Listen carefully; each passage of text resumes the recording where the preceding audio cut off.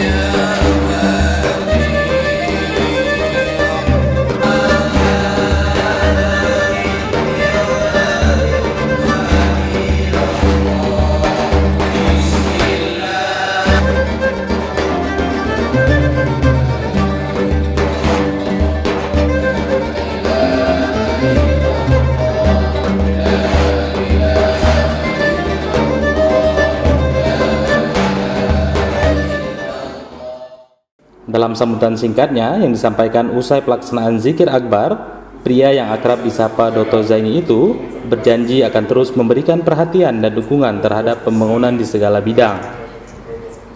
Untuk itu, Gubernur mengajak semua elemen masyarakat untuk merapatkan barisan dan saling berperan sesuai dalam bidang keilmuan masing-masing. Gubernur meyakini dengan dukungan dari semua pihak, segala hal yang telah dicapai oleh pemerintah Aceh saat ini dapat terus dipertahankan dan ditingkatkan pada tahun-tahun mendatang. Di samping itu, lanjut Dr. Zaini, penguatan pendidikan Islam juga menjadi fokus perhatian pemerintah Aceh.